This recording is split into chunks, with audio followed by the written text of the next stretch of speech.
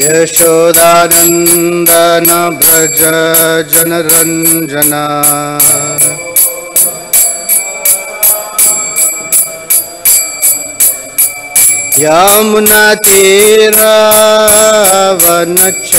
यमुनातीरावनचारी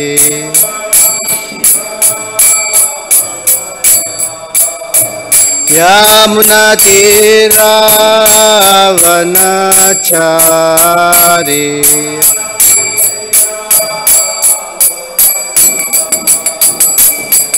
जय राधा माधव कुंज विहारी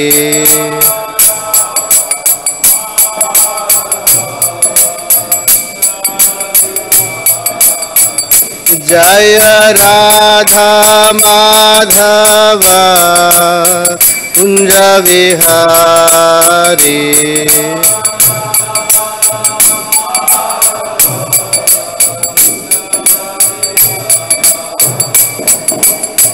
गोपीजना वल्लभ गिरिवरधारी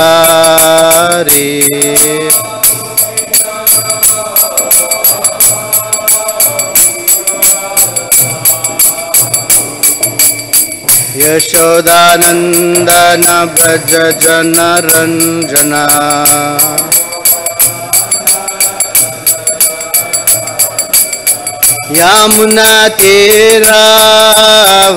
यमुनातीरावनचारी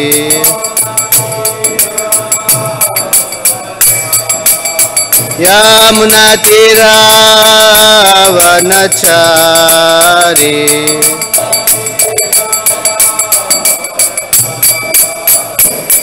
जय राधा माधव कुंज विहारी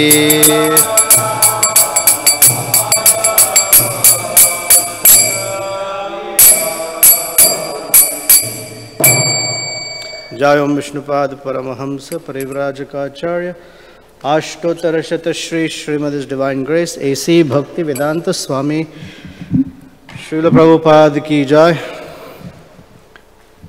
नित्य ग्रंथराज श्रीमद् भागवतम की जय। All glories to the assembled devotees, all glories to Sri Sri Guru and Gauranga. नारायणं नमस्कृत्य नरं चैव नरोत्तमं देवीं सरस्वतीं व्यासं ततो जयमुदीरयेत्। नष्टप्रायेषु भद्रेषु नित्यं भागवत सेवया भगवती उत्तमश्लोके भक्तिर्भवति नैष्टिकी। ओम नमो भगवते वासुदेवाय।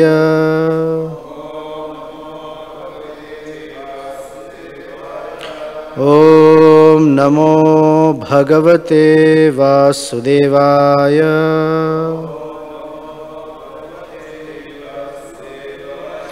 ओम नमो भगवते वासुदेवाय।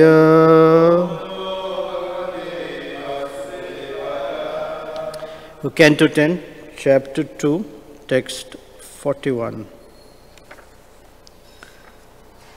This is the last but one verse, is the prayers of the demigods, at the end of the chapter after that. So text 41. Dishtambyate kukshigatah parapuman अंशे न साक्षात् भगवान् भवायनः मा भूद्भयं भोजपतेर्मुमुर्षोर् गोप्ता यदूनां भविता तवात्मजः दिष्ट्याम्बते कुक्षिगतः परपुमान् अंशे न साक्षात् भगवान् भवायनः मा भूद्भयं भोजपतेर्मुमुर्षोर्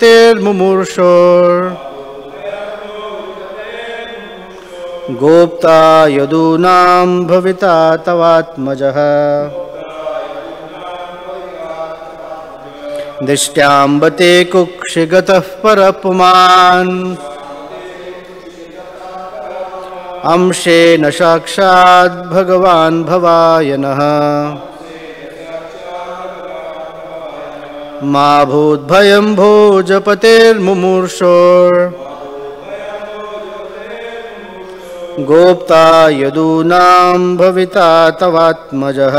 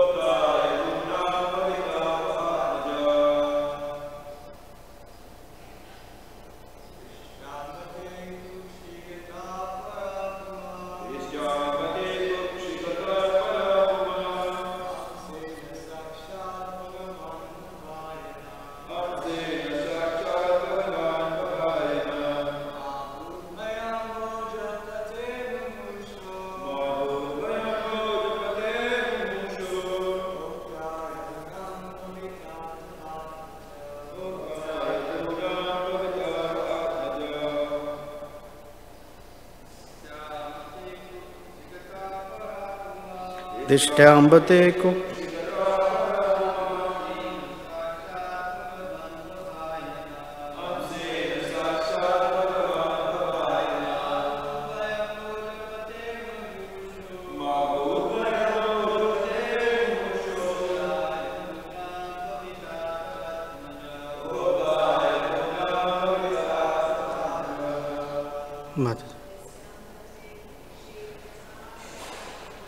दिष्ट्याम्बते कुक्षिगतः परपुमान्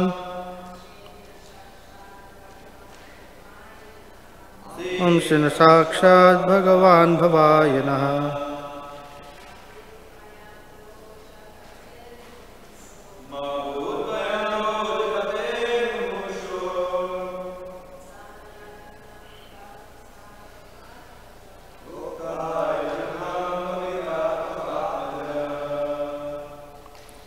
Dishtya, by fortune.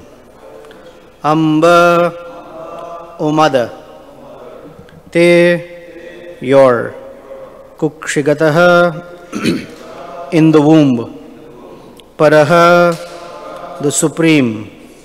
Puman, personality of Godhead. Amshena, with all his energies, his parts and parcels. Sakshat, directly. Bhagavan, the Supreme Personality of Godhead. Bhavaya, for the auspiciousness. Naha, of all of us. Ma abhut, never be. Bhayam, fearful.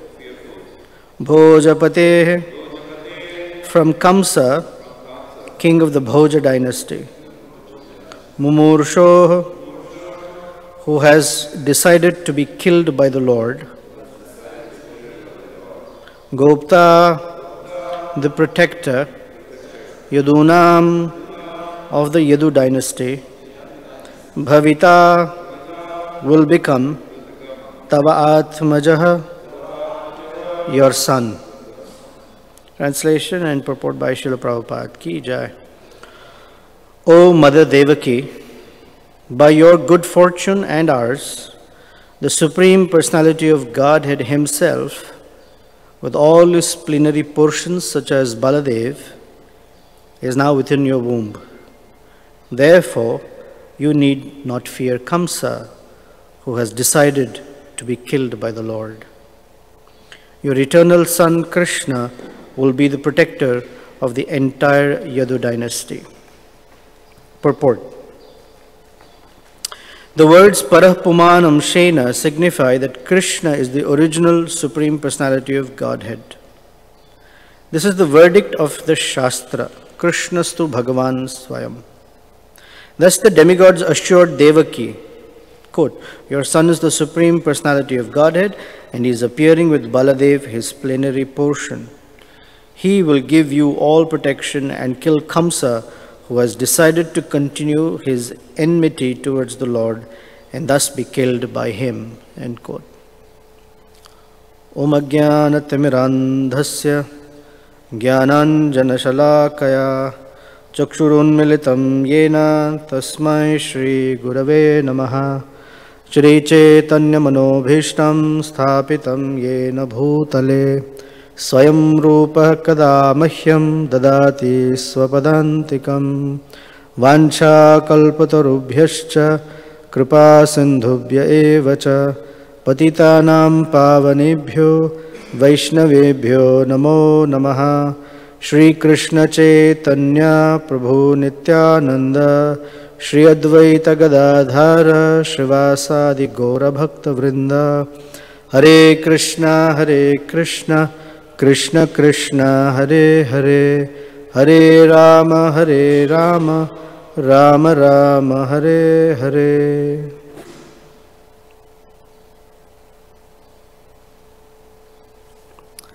Hare Krishna, I guess welcome back from all the touring and traveling and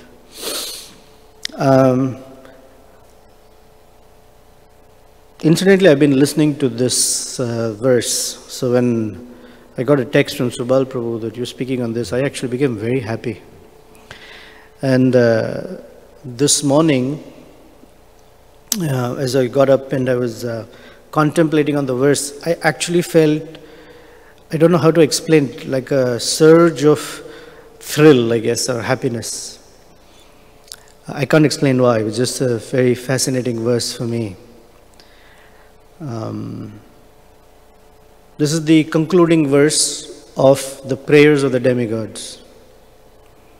So they have, generally, when some prayers are made, the beginning is a particular glorification. The middle is the description of the qualities and activities of the Lord. And generally toward the end is either a desire or an expression of some benediction that is being requested. So there are prayers that are of different types depending upon the time in which they are offered. For example, the demigods went to the milk ocean and they offered prayers through Lord Brahma. And those prayers were, we're feeling burdened. We're feeling very encumbered, such that Bhumi Devi, to whom we all, have a particular service relationship with, is under severe distress of the burden of Kamsa's military forces. Please, we need your help. That's one sort of category of prayers. And there's another category of prayers is when the Lord actually has demonstrated or performed some activities that fulfills those prayers. And the feelings and emotions are different in one sense. At this time, it's not like, oh, please protect us, but oh, how wonderful, he's already come. So we're feeling very confident, we're feeling jubilant, we're feeling excited. A whole new adventure is going to unfold. We're going to witness the killing of Kamsa. So there is a sense of thrill, there is confidence, there is jubilation. These prayers from verses 13 onwards, I think, have that tone. And another is that this last verse is a summation of the previous verses, prayers that they offered. And I'll show you, I think. So the first one, it says, Dishtyamba. Dishtya means by some amazing fortune. There are different types of fortune. One fortune you get when you have done something, not you, but when we have done something and we get something in return, like a fortune of piety. I follow certain dharmic rules and I get something out of it. That's one kind of fortune. If I'm kind to someone, I get kindness back. If I'm generous, I'm charitable, I get abundance of economic benefit back again. If I speak sweetly to someone, sweet speech in turn comes back. This is karmic laws. That's one kind of fortune. This is a sort of a cause and effect. Then there is another kind of fortune. You do something small, but you get something big in return. We offer some tiny service to Krishna, and what we call huge reciprocation comes. Whatever it is, for different people, it's different. For each person, the magnitude of it looks different. For example, for a very simple-hearted person, let's say they get a garland or Mahaprasad from the altar or from the spiritual master or someone that they look up to, then that itself is like, wow, for what reason? I haven't done anything. Or just that Prabhupada would say to his disciples, thank you very much. And that was like unbelievably huge, that Prabhupada even acknowledged that he noticed my insignificant servant. So I did very little, but I got a lot in return. That's another kind of fortune. Then there is that fortune that you haven't really done anything. That's how the devotee feels. I haven't really done anything, but I've got a windfall. We call it causeless mercy. So in this case, Devaki in this life really hasn't desired, but previous lives there was a desire, and Krishna, the Supreme Personality of Godhead, shows up as her son. Now what kind of fortune could that be? That the Personality of Godhead himself. So the demigods are saying, Dishtya, by fortune. Now this fortune is one that you can't describe why it is coming. So first they start with that, Dishtya. And they say, Amba, mother. Now the demigods don't have a motherly relationship with her. She's not their mother per se. But because she's carrying the mother, she's carrying the father, mother and grandfather of entire creation, she becomes a mother in a universal way. Krishna in the Bhagavad Gita says, Mata, Dhata, Pitahamasya Jagataha.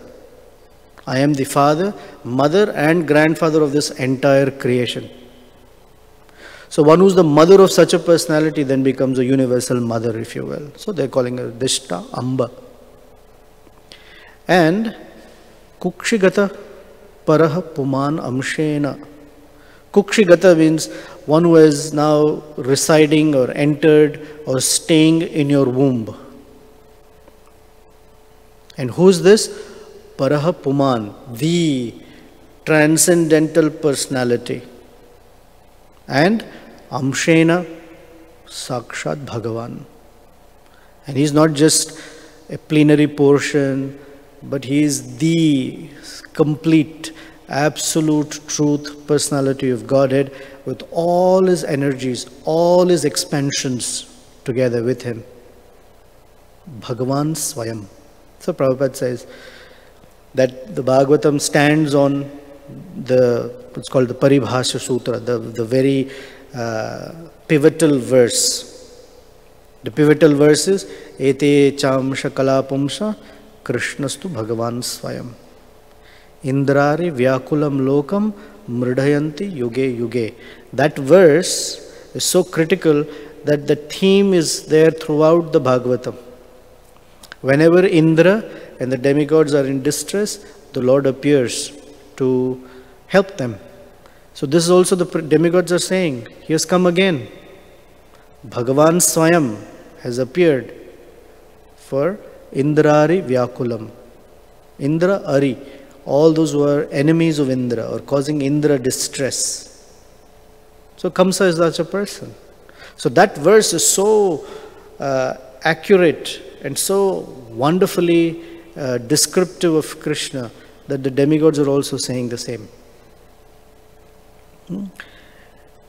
So the first part is where they're speaking to Devaki. Dishtya amba kukshigata parapuman amshena bhagavan sakshat. Sakshat means, Prabhupada writes, sakshat means directly. Sa akshat, directly. Sa means with, akshat means with your eyes. So sakshat means you can see for sure that this is the person. You're witnessing. We know certain truths by hearing. For example, some of you went to Gita Nagari, some of you went to Sadhu Sangha. I can be told by someone, oh, they went to Sadhu Sangha, they went to Gita Nagari. And I can actually see you sitting in the car and going. It's sakshat, I'm witnessing it. So when he says sakshat Bhagavan, means you can understand that directly this is the personality of Godhead. The word kukshigata has some description, but that's in tomorrow's verse, so I don't want to take away the thunder from whoever is speaking tomorrow, but there are other wonderful things there. So that's the first part of this, and they're telling her. And then they say, now that he has appeared, here are things that are going to happen. And verse 18, let's look at that.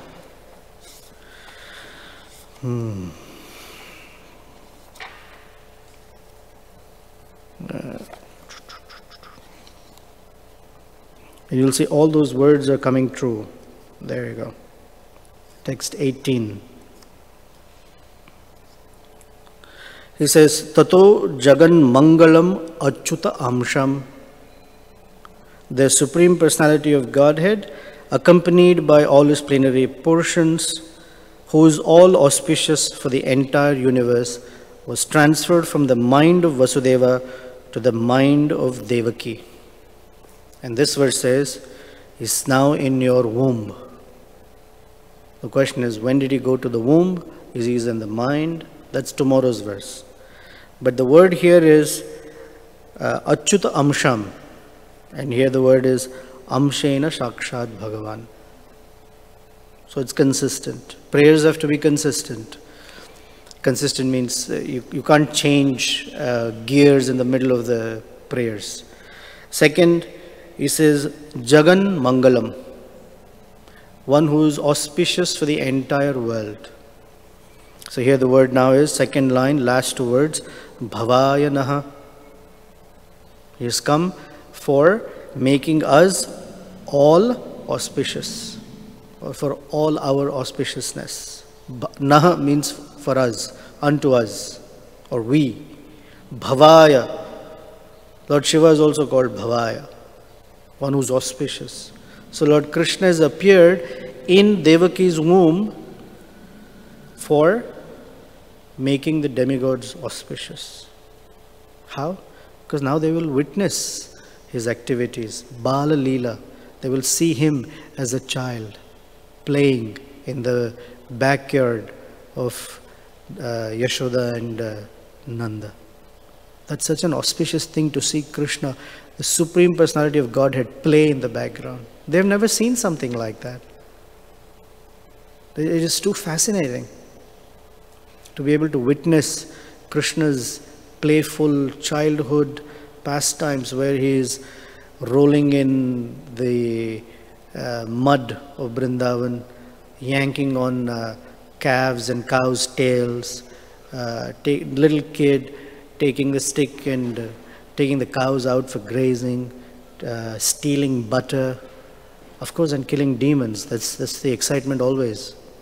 But now it's like the whole world is going to be auspicious because Krishna is now going to step or put his foot or footsteps on Mother Earth.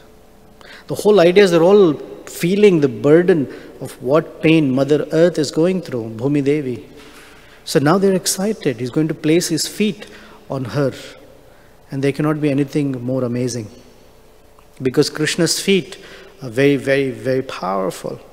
They can relieve a person of all distress, all pain, all sadness, all moroseness, fear, lamentation, anything.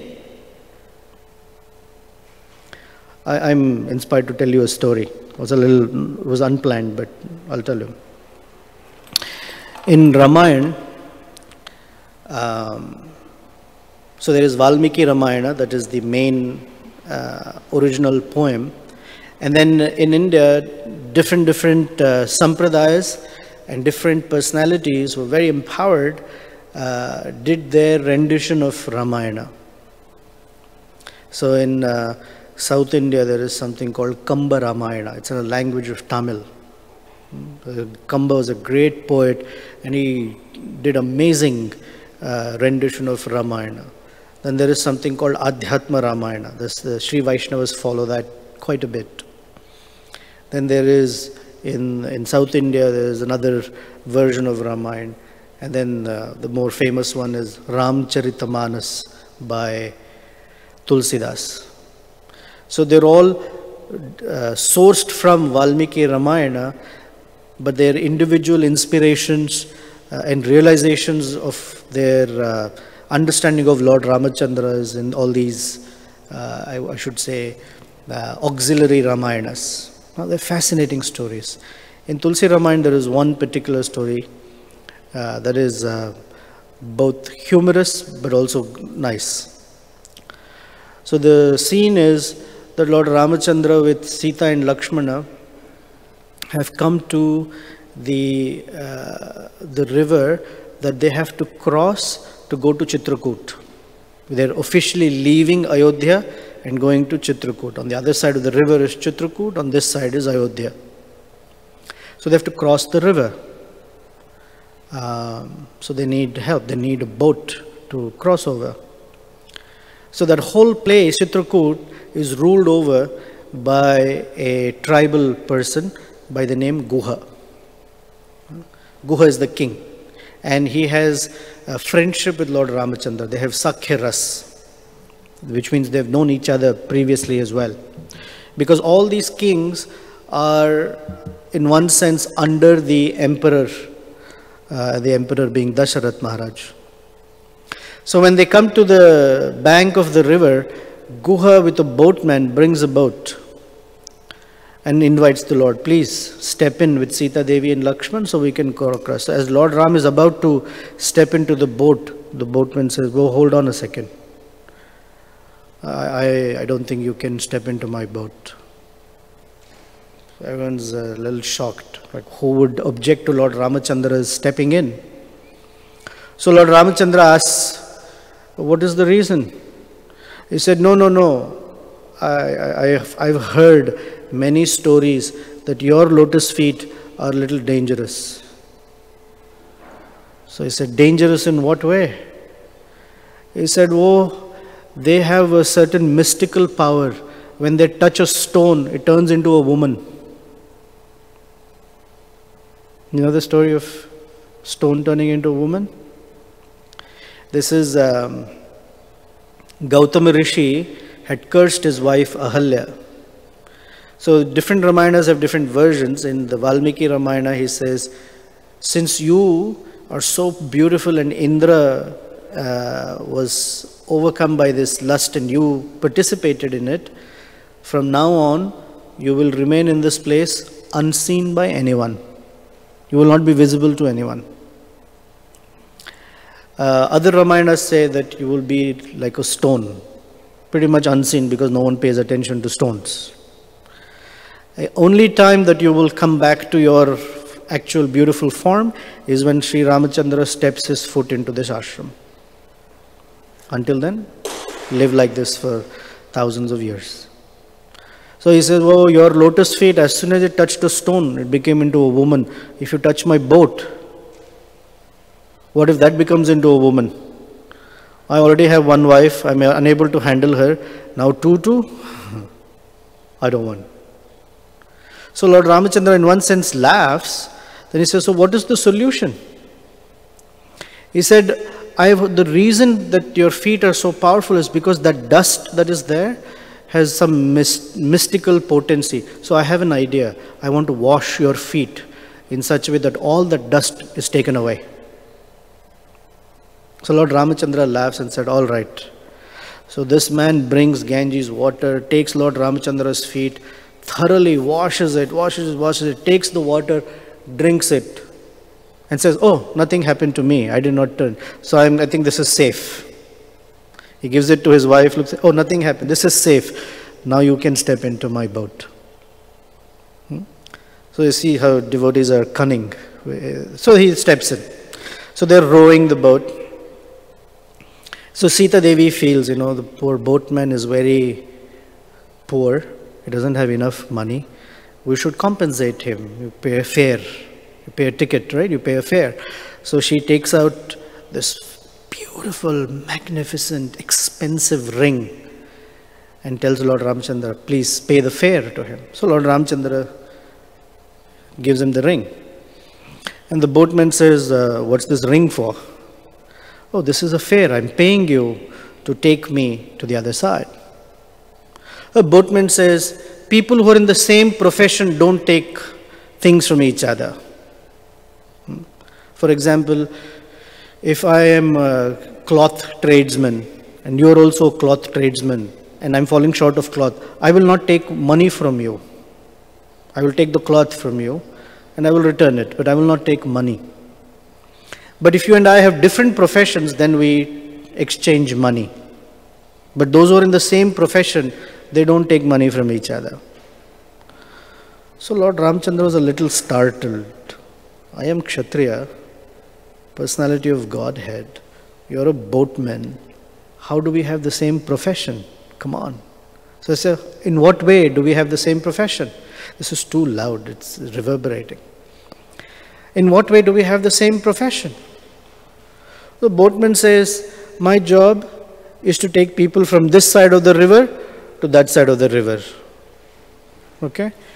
And your job is, after this lifetime, you take the devotees from this side of the Viraja river to that side of the Viraja river. So I'm a boatman and so are you.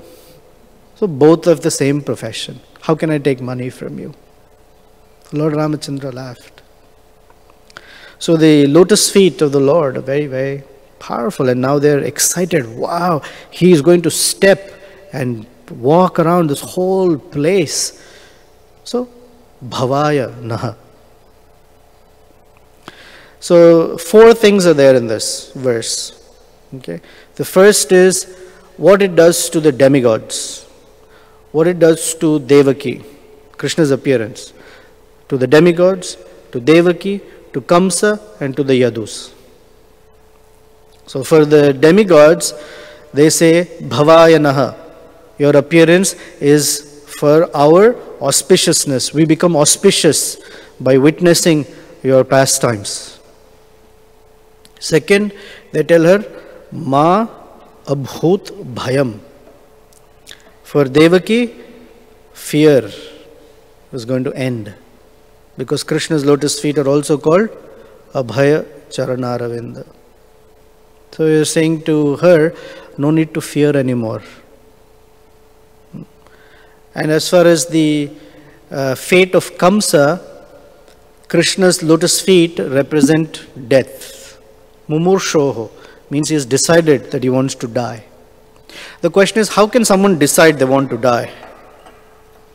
No one decides. What it means is, Kamsa has been so foolish that he is inviting his own death. That's what it means. Mumursho is inviting his own death. He has decided, I will do things by which I'm inviting my death. And 4, he says, Gopta Yadunam, protection of the Yadu dynasty. This protection of the Yadu dynasty has 2 meanings, of course. One is, if there are no progeny beyond, because Kamsa was killing everyone, the Yadu dynasty is under threat that it will not continue. And every king has this concern, how the dynasty should continue. Chitraketu's lamentation, although he was very attached, one of the reasons was, how will the lineage continue. It's important. You have to have a king. When Vena was there, they put him at least like, okay, someone is better than nobody. And after Vena was killed, everyone was concerned. What to do? How will the lineage continue? When Vichitravirya and Chitrangada were killed, Satyavati was concerned. How will the lineage continue? So Vyasadeva was invited, right? When Ashwatthama cursed, Apandavasyat, let there be no Pandava, and he released the Brahmastra, Uttara came running to Krishna. There is this child in my womb, and if he is going to die, what will happen to the Pandava lineage? And we need to continue. So great Kshatriyas are very concerned how the lineage will continue. So Gopta means protector, to make sure that the lineage will continue. That's one. And then second is the protector. He is the one who's going to nourish them by being in their line. Krishna is called Yadava because of the greatness of King Yadu. He was such an amazing king that Krishna decided, I will be born in his line. Like in the other line, there is Raghu dynasty. There was a king Raghu. Krishna was so pleased with that king. He said, I will be born in this line. So he's called Raghava, Lord Ramachandra. So Chaitanya Mahaprabhu decided, I will appear in Madhvacharya's line. So Gopta Yadunam. So that's the four categories of persons who will be blessed by Krishna's appearance. So in a practical way for all of us as a practitioner, when Krishna's appearance in the heart begins to manifest, all four things are experienced. One, according to Rupa Goswami, Kleshagni and Shubhada, auspiciousness begins and distress ends. So those two are here. Shubhada, where they say Bhavaya Naha. A person's life becomes auspicious. And Rupa Goswami explains how auspiciousness, there are three things about auspiciousness. One, good qualities manifest. Second, there's a general sense of everything seems amazing. Happiness. And Kleshagni, all the distresses are burnt. And that is this Kamsa's Bhoja Patur Mumurshoho. Those dark things, things that distressed us, the internal and the external, mostly the internal, they start dying. And Ma Abhut Bhayam, one becomes free from fear. Fear is when whatever person has above their head as shelter, whatever they have under their feet as a steady floor, when we realize that actually that is unsteady. Most people don't realize that it is unsteady. But when the realization comes, oh, my gosh, I'm actually standing on very, very soft ground, or the one roof above my head is not going to protect me. Right? What is the one that is above one's head? The shelter, one's education, one's money, one's relatives, one's abilities. These are the shelters for a person, and they think that I can tread through life if I have any or all of these. So when a person who has a lot of money falls sick, and it may be a terminal disease, at that time they realize, all my money has no value, cannot save me. And what is under the feet is the ideologies that a person stands on. Different people have different ideologies. One of the ideologies is, if you work hard, you become very successful. It's not a strong ideology, because there are many people who don't work hard at all and they're very successful. And there are some persons who work hard like asses and are never successful, in the sense that they can barely make their ends meet. But dedication is required, no doubt. Or the another philosophy is Mayavad. Everything is one. And then there is fear at the right time. So in this world, in everyone's life, there are challenges, adversities to show us that we are actually very fearful, but we've been living in a fool's paradise thinking, actually I'm not afraid. When they come face to face with fear, so the only thing that makes a person fearless is when they have the opulence of Krishna's shelter.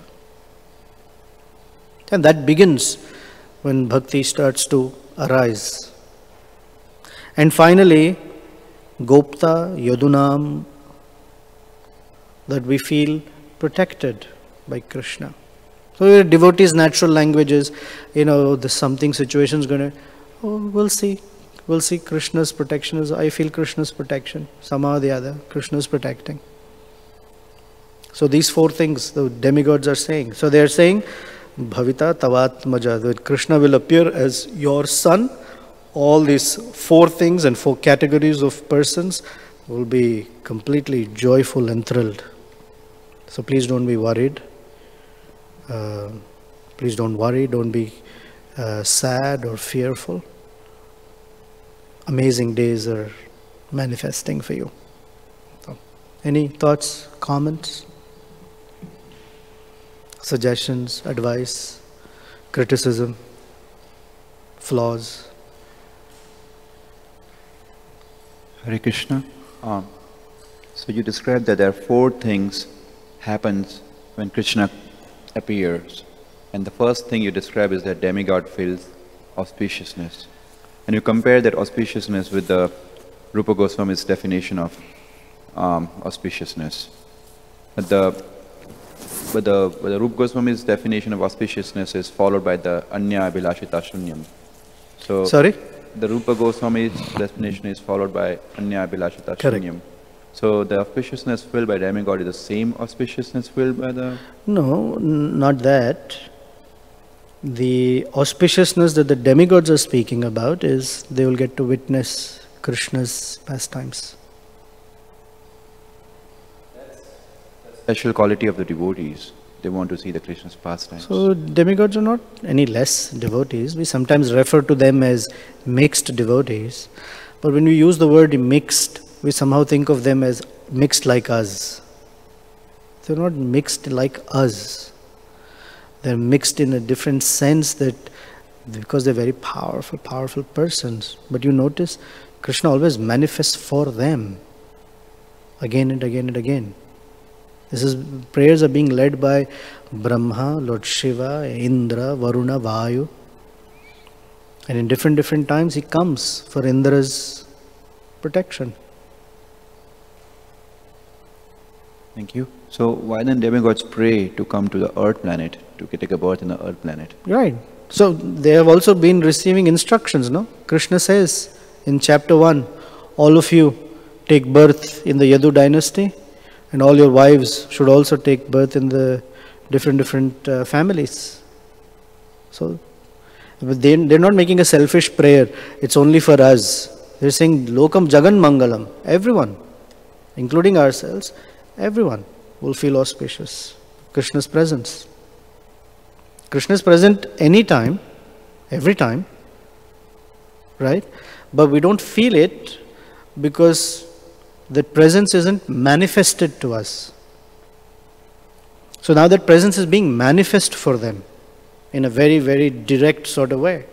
So it's amazing. So they're talking about Vapu association now. Previously was Varni, now is Vapu. Both are amazing. Vapu is amazing.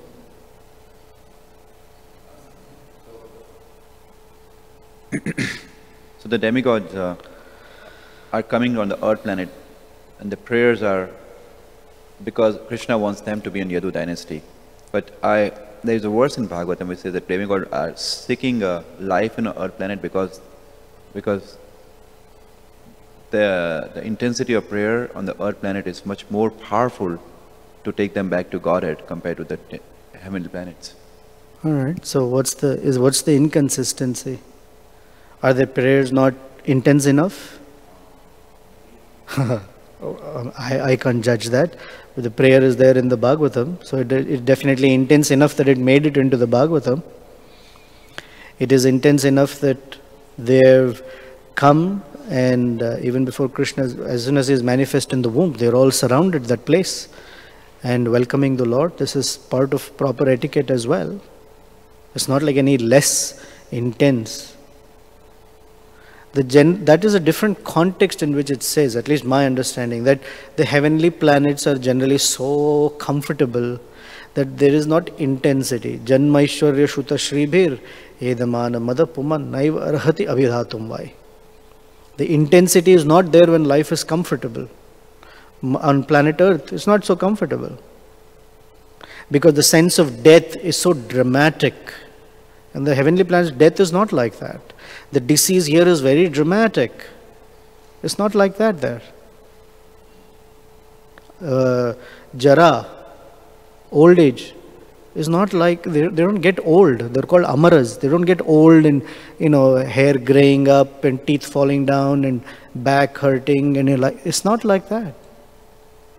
So then naturally the intensity here is like, wow, because it's a lot more dangerous in that sense. It's so much more dramatic and intense.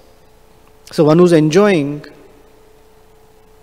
the pleasures of the heavenly realms, they can't make an intense offering. These demigods are now making an intense offering because even in that condition, Kamsa has distressed them like anything. Hiranyakashipu, he was somewhere in Mandara mountain meditating, right? But the fire from his head became so intense that the demigods felt the heat. Exceptionally hot today. What's going on? Oh, Hiranyakashipu. Or Vayu, who was not moving around when Dhruva was becoming very heavy. There was no movement of air. They couldn't breathe. So then, even in the paradise, they had some distress. So the prayers became intense. Kamsa's. When the earth gets burdened, the distress is for the demigods also, right? Because no one's going to perform yagyas. And without yagya, how will the demigods get nourishment? So they are in distress. Right? They are very much in distress.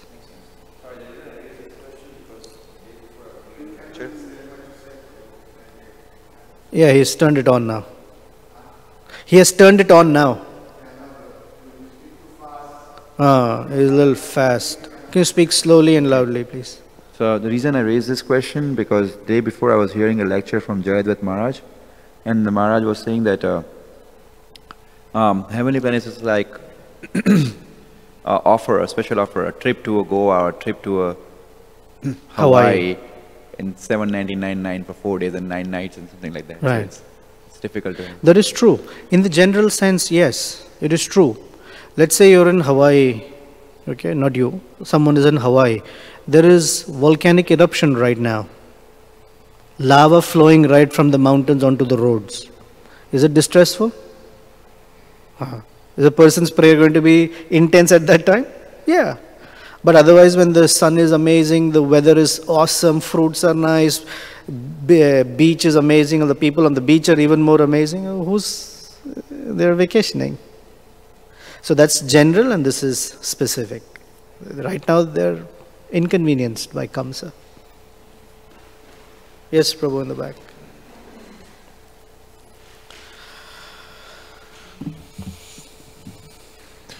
Prabhu, I just wanted to appreciate how you go through the Sanskrit words and elaborate on them. I thought that was very nice. I really liked your class. Whatever there is Prabhupada's mercies. No, I haven't said anything new or different, but thank you.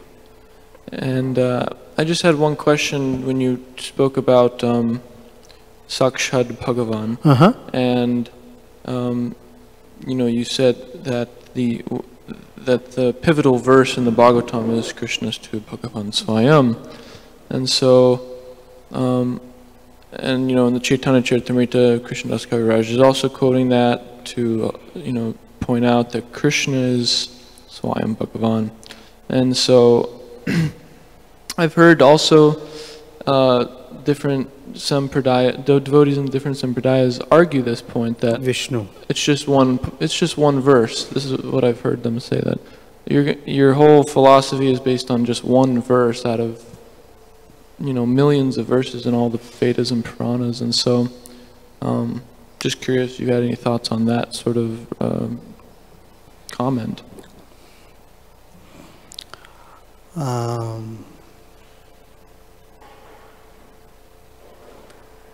I feel because generally Vaishnavas, this argument sometimes is among Vaishnavas. It depends on where you're standing and looking at it. So for Gaudiya Vaishnavas, we accept the Bhagavatam as the Mahagrantha, and the other Vaishnava lines accept another body of work, another Purana, either Vishnu Purana or Padma Purana, as the pivotal body of work. So everyone agrees that Lord Vishnu or Krishna is the Supreme Personality of Godhead. But each person sees Krishna according to their disposition. And so for those who are in that particular rasa of Aishwarya or Vaibhav, for them the Lord is the powerful Vaikunthapati. That's okay. For us, because we are followers of Chaitanya Mahaprabhu, who revealed Krishna in his Vrindavan feature, for us we see it from that. But it's not inconsistent. It's just what rasa we stand in.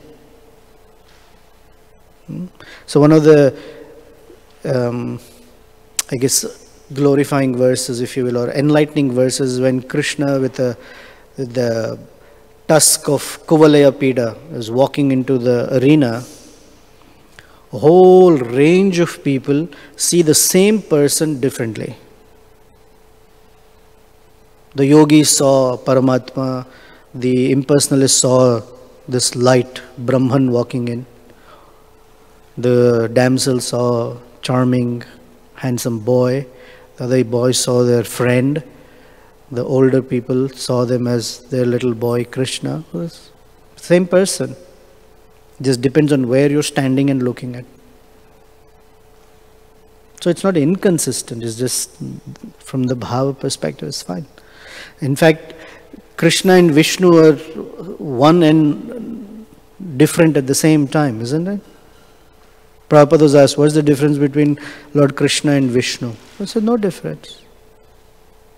When Krishna goes to the office, he is Vishnu. They're not two persons different. They're two features of the same person. So it depends on where you're standing and looking at. In the office, same person is called Mr. So-and-so or their first name. At home, they're called something else, but it doesn't change them. We are saying Krishnastu Bhagavan Swayam. Yashoda will say, I don't care what God and all that. I need to tie him down. I might say, how can you do like that? Right? So where we're standing. You brought up the word Sakshat. Another, I just realized that there is a fascinating aspect to the word Sakshat as well. One of the words to describe the Lord is Adhokshaja. Adhokshaja means one who is beyond the purview of the eyes or the senses. Adha Akshaja. Adha means one who pushes down. That means your ability to see Krishna, he won't allow. So Adhokshaja is now Sakshat. One who cannot see by your senses and perceive is now going to be perceived by your eyes and senses. Isn't that thrilling? Of course. It's fascinating. Yes.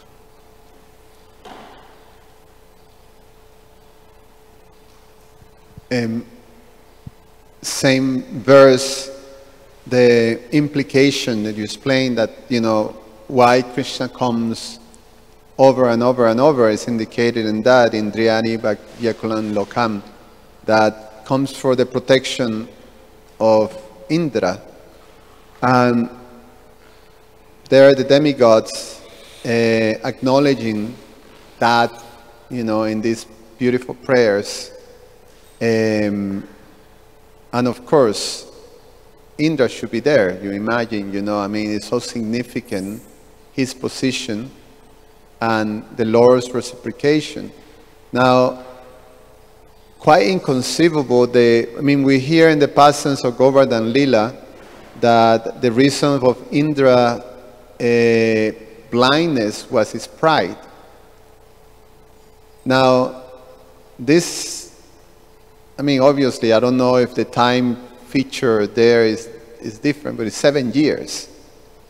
Maybe it's a different, but regardless, it's not so much time, and you imagine that the demigods are so, they're basking in this auspiciousness of being able to see Krishna's pastimes, and there is Krishna, and then, performing wonderful activities before Govardhan Lila. And still, pride blinds you to Krishna, and the way Indra described Krishna is that, who is this impudent, he used that word, boy, that they're, because of the following this impudent boy, they deserve to be destroyed. So, it's quite inconceivable, and I'm not sure, if you can comment on this, it's not, obviously it's the Lord's pastimes. Yeah. But it's not the same that the inhabitants of Vrindavan, they don't see Krishna, they get blinded by Yoga Maya. So, Mother Yasoda say, well, the universal form, I may have something, no, this is my boy, But it's not the case with Indra, I think. No? Well, why only Indra? Even Lord Brahma, who's way above.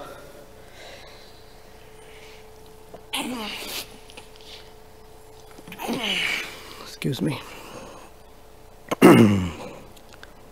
There are levels of analysis or meanings for that thing. I don't know all, but one is definitely, this is what distinguishes the pure devotees of Braja from the mixed devotees. They're not any less, but they're just mixed. And the mixture shows up in very specific instances when, right? So as long as everything is wonderful, the prayers are super. But the mixture is, when one's own false ego is attacked, what happens? That's what it shows. That although Krishna comes again and again for Indra, and Indra is amazing, he's an amazing person, he's not ordinary, he has performed 100 Ashwamedha Yagyas without any flaw. It's not easy. He's a very amazing personality. Yet, there is that sense of pride. That's the distinction. And Krishna addresses different people's pride differently depending upon their intensity of relationship with him. I'll give you two more examples. Indra's pride, Krishna pretty much, we could say, embarrassed him by lifting the Govardhan on the pinky of the left hand. The significance is that left hand is usually considered like moochi or insignificant. That's why in deity worship now we use both or the right hand. The left is considered moochi. The pinky of that is the most insignificant of the insignificant. And Govardhan was lifted on the pinky of the left to tell Indra, you may be whoever you are, but you're not even worth the pinky of the left hand, like that. So it was the answer or response from Krishna to Indra's pride is embarrassment. The response of Krishna to Lord Brahma's, if you want to say pride in one sense, because he was testing this, who's this mystic person, was bewilderment. To bewilder Lord Brahma is like the biggest, Lord Brahma can never become bewildered per se. So that's his response. For Sudama, Vishwanath Chakravarti Thakur describes that Krishna gave abundance of wealth because Sudama was proud of his being poor. One can be proud by being poor also. Oh, I'm so poor. So to break that pride, he gave him so much wealth. And in the Rasa Leela, as soon as the gopis thought, so his response to, I guess, Sudama's pride, who am I to speak on it, but you get the idea, on his pride was completely different, to break it with money. One might say, oh, Krishna, break my pride like that, it would be really wonderful. Give me a lot of money. And the gopis, when they were in the Rasa Leela, and they were thinking, oh, Krishna's only mine, he addressed that pride by becoming invisible. That is the most painful thing for the gopis. They don't care for money, they don't care for embarrassment. You already embarrassed them previously, right? By taking away their clothes and asking them to walk out of the river with their hands raised like this. What can be more embarrassing? So embarrassment is not a problem for them. What is the punishment? Cannot see Krishna. So he addresses in different ways depending on the intensity of their relationship with him. So that's one. Second, this is Krishna's pastimes. The pastimes it's not just enjoyment but many lessons for future. And the lessons is, please be careful with going up in position in the world. You may become proud that the very hand that feeds you, one can bite it. Indrari Vyakulam Lokam. And then he's challenging that very same Krishna. That's another lesson. How to be careful and cautious and not get carried away by one's position in the world or whatever the world is. And the third lesson is Krishna's Maya Shakti is the most amazing Shakti. And throughout the Bhagavatam, it doesn't matter who's speaking to whom. When Devahuti is speaking to Kapila, when Vidura is inquiring from Maitreya, right? It doesn't matter what conversation. The question they all ask is, how does Krishna's, this Vishnu Maya work? Even, what is one of those 12th canto personalities, Chiranjeevas, who sees Krishna on a banyan leaf? Markandeya Rishi. His first question, I want to know how your Maya potency works. So Krishna is demonstrating, this is how Maya works. Even Indra, even Lord Brahma. Very powerful. Including Lord Shiva for a moment. So now this Maya Shakti, above him is Krishna. Right? Krishna says in 7th chapter, Daivihi esha gunamayi mama maya duratyaya. Mam eva ye prapadyante. So one can be very tiny and insignificant and can be protected from that Maya, while on the other hand one can be very big and significant and cannot be protected by that Maya. So Prahlad Maharaj, I'm going to end with this. Prahlad Maharaj gives a verse in his prayers to Lord Narasimhadev. Why is it that a big, massive elephant that is in a river gets carried away by the river, but a tiny fish, nothing happens to it? It's because the elephant is fighting the river and the fish has taken shelter of the river. So the waves don't bother the fish, but that waves can push an elephant away. So it's not how big one is It's not how significant or strong one is, how much shelter they have taken of Krishna. So many lessons. I'm sure there are many more lessons that I'm not aware of. So it's a mix of all of that. So that's the thrill and adventure. There is so much in this. There is suspense, there is thrill, there is adventure, there is fighting, there is action, there's drama, romance. The whole package is about to unfold. And never ever seen by anyone. For the first time ever. Right? On one day of Brahma. No one has seen it before that. Who remembers the previous day of Brahma anyway? So this is never seen, never seen. Ever. Okay, thank you very much. Srila Prabhupada ki jai, Srimad Bhagavatam ki jai.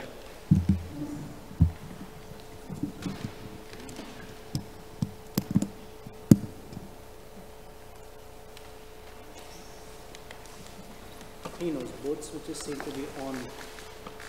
It's on the up position and on in the. Oh.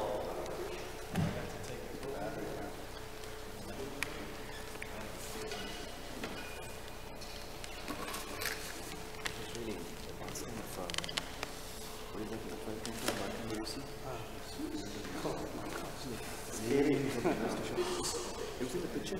In India there is a picture also. They poster, they keep they sell the poster. Where the Devas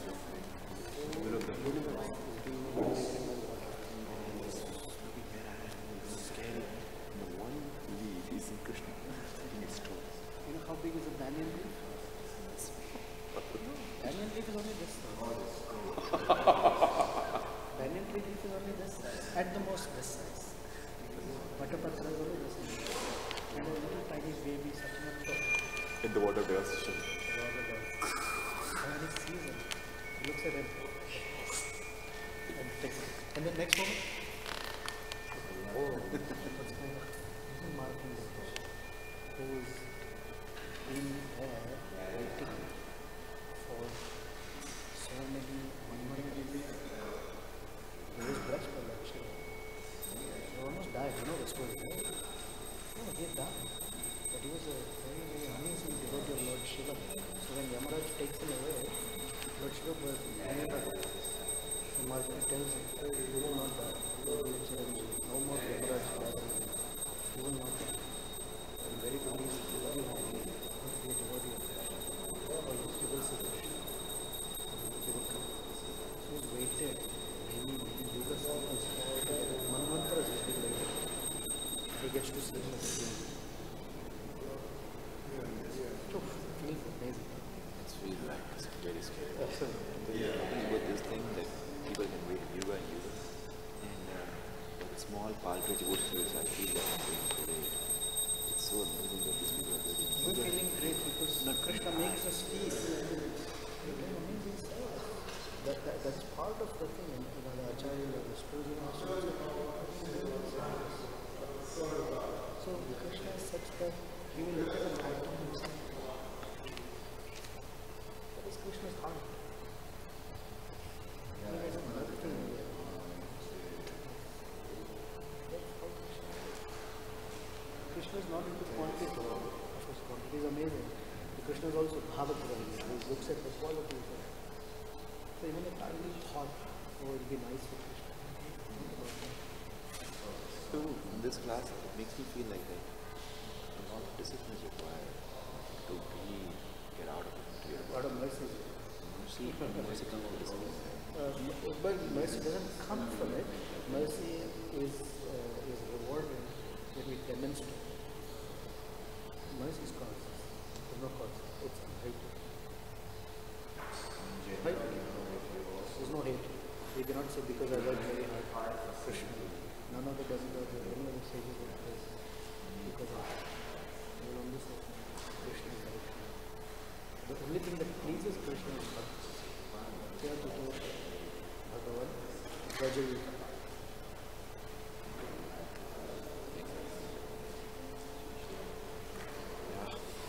But this bhakti can go away if you're not proper discipline. If you're not proper behavior. It's scary language. But you are very much inclined to Krishna Bhakti, but your impression, because of previous impression, you start getting offensive, criticizing your staff when you fall. That means even if you have a lot of affection for fail. No, it doesn't fail. Maybe using the word fail. It's clouded.